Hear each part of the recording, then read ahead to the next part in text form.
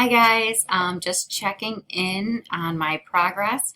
Well, semi-progress. I have started multiple and had to delete multiple rooms that I've built so far due to too much, there's too many RAMs being taken up. So this is the one that actually loaded with the most RAMs. Unfortunately, I did get a warning that it would be potentially hard for people to join in on a cell phone.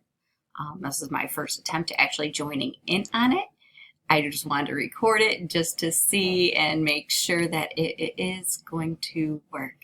All right, so here we are. We're going to join the room. And we'll just accept this one.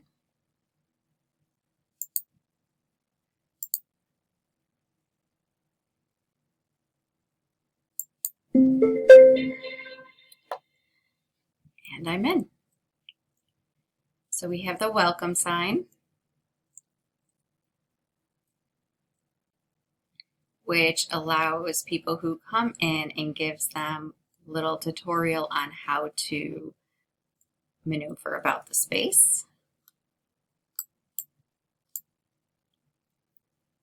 As I was talking about before, it does appear that the background images that surround this space is from a 360 camera. So within this space, I have a couple different areas. This first one is kind of like an imaginary scene. It was built up quite a bit more, but it was taking up too much space for all of the cool little guides and features that I had in here.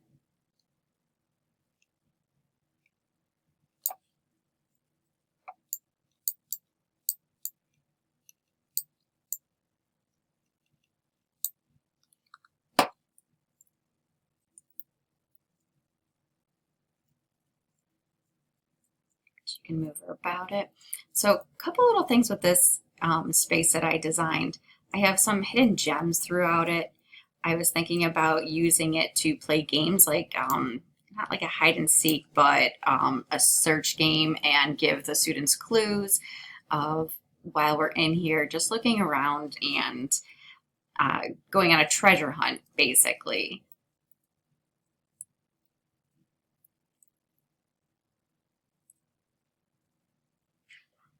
So this is the first little area.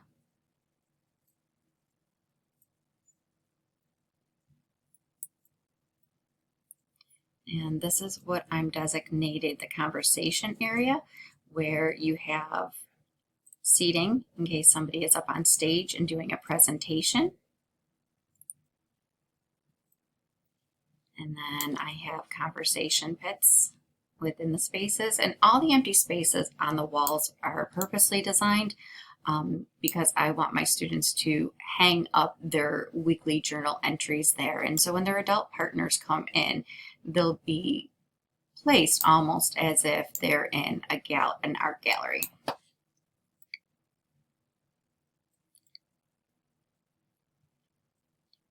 Another little conversation area.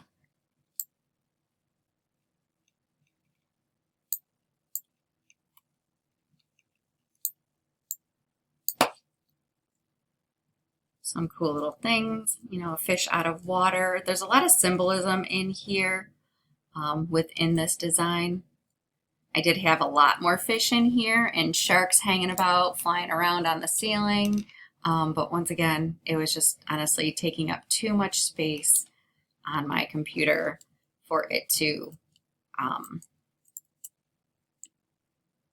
work properly.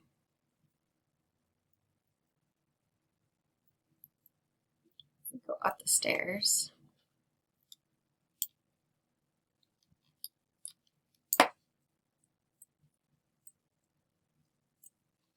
So there's another little, like a top view.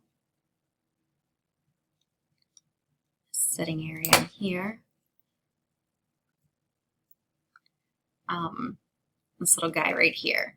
So one of the, things that I was contemplating about putting in here.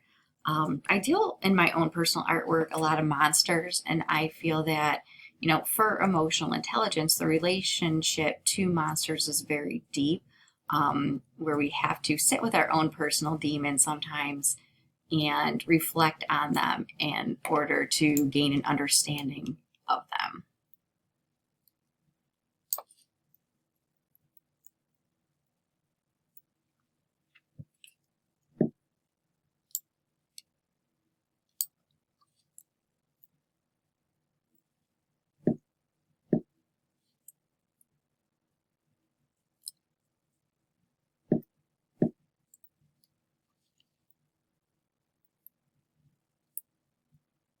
So as you move about the space, there's lots of different conversation areas.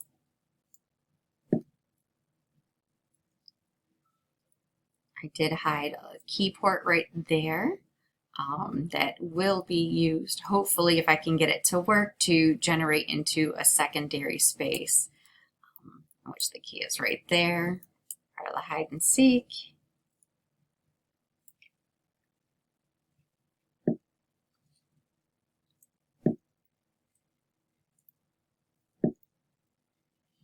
This is another little gallery space for students to display either artwork or their weekly agenda items of journal entries.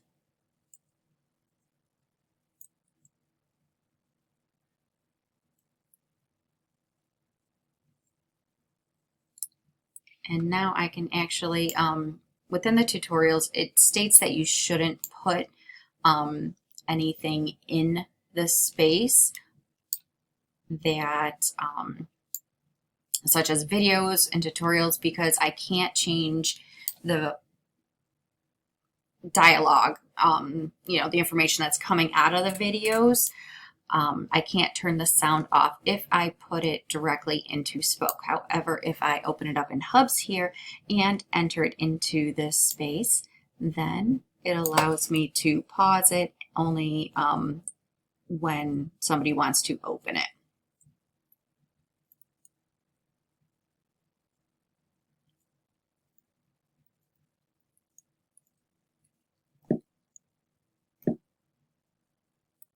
I did try to use a lot of, not a lot, well, prior to this, I did try and use a lot of like earth elements and colors that represent the chakras, such as yellow, orange, reds, blues, because they are part of color theory, which is also tied into your emotions.